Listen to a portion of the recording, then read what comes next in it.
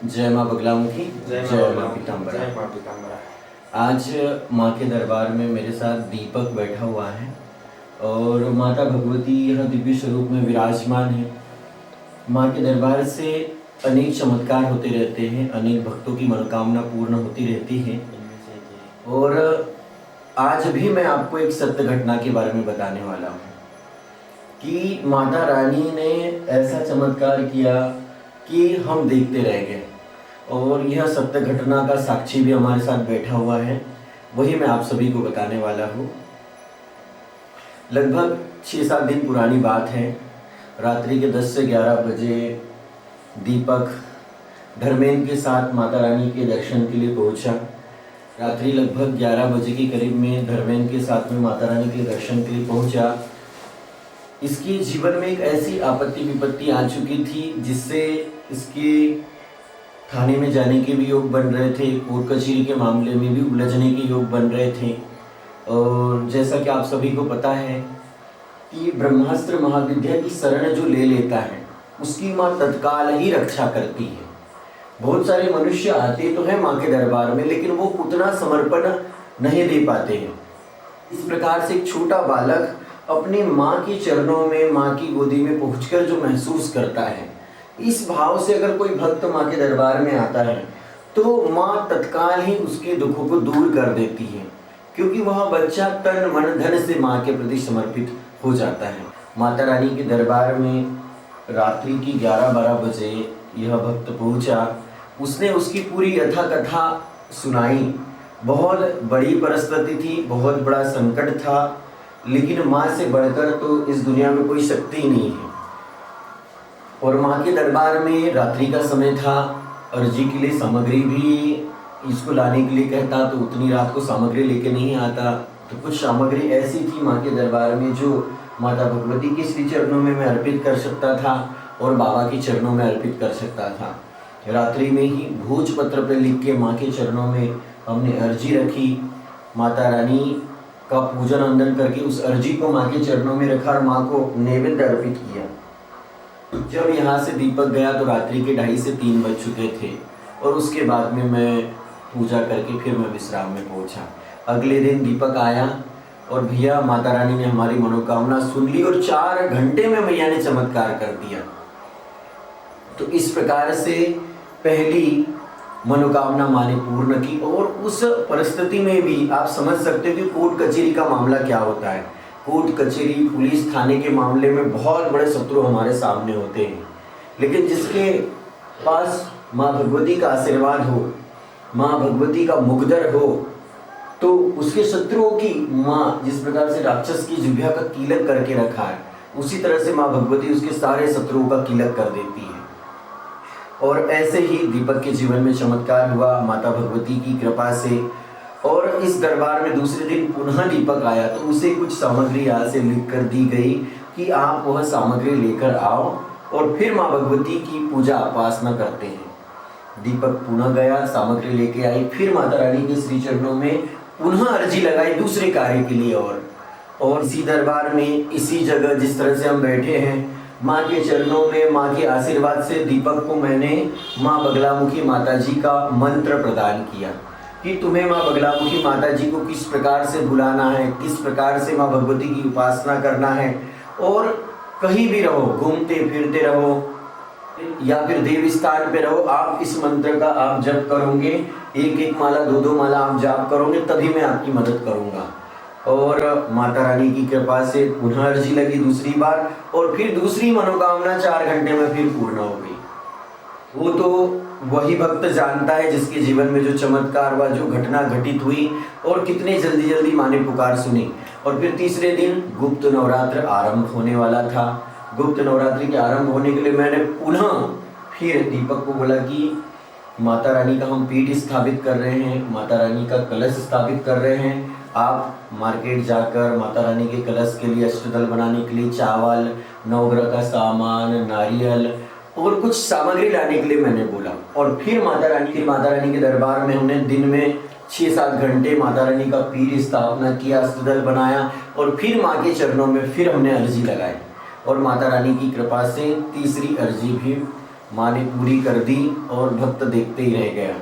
तो ये माँ भगवती की कृपा है, माँ भगवती का आशीर्वाद है और माँ हर किसी भक्त की इसी प्रकार से मनोकामना पूर्ण करती हैं। बस इस भक्त के अंदर एक भाव थे कि एक छोटा बालक समझकर माँ के इस दरबार में आया, बैठा, माँ के सामने विनती की। बहुत सारे लोग आते भी हैं यहाँ पे, आशीर्वाद भी लेके जाते, लेकिन वो उस भाव से नहीं जुड़ पाते कि मैया तेरा तुझको अर्पण क्या लागे मेरा। तो जो भक्त माँ को मन में बसाने का सोचता है कि नहीं मांगते धन और दौलत, ना चांदी ना सोना, हम तो मांगे माँ तेरे मन में एक छोटा सा कोना। क्योंकि जिसके साथ माँ रहेंगी हर पल हर क्षण, वह भक्त अपने जीवन में जो चाहे वो कार्य करेगा। क्योंकि मनुष्य जैसे जैसे आगे बढ़ता है, जैसे जैसे कुछ अच्छा करता है, उसके पीछे शत्रु और उसके पीछे उसकी बुराई और उसके पीछे उसके भाग्य में लगे जो दोष हैं, मार्ग में बाधा बनने लग जाते हैं। इसीलिए सदैव आप माँ को अपने हृदय में रखिए, अपनी कुलदेवी का साथ मत छोड़िए। दुनिया आपसे रिश्ता तोड़ सकती है, लेकिन माँ भगवती आपके मन में सदैव विद्यमान रहेंगी। और वह क्रिया योग का जो दिव्य ज्ञान है, माँ बगलामुखी साधना का जो दिव्य रहस्य है, यह रहस्य सौभाग्यशाली भक्तों को ही प्राप्त होता है। और दीपक भी हमारे बीच है। माता रानी की दरबार से जो घटना घटित हुई, जो चमत्कार हुआ, माँ बगलामुखी मैया के अनुष्ठान से, माँ बगलामुखी व्रत से, उस महिमा के बारे में भी थोड़ा सा बताएंगे दीपक कि कैसे माँ ने उनकी पुकार सुनी और वो अपने आप को क्या महसूस कर रहे। आज एक शक्ति उसके साथ है, माँ की शक्ति, और आज कैसा महसूस कर रहे ये भी बताएंगे दीपक। बताओ भक्त लोग। जय माँ पीताम्बरा, जय माँ बगलामुखी।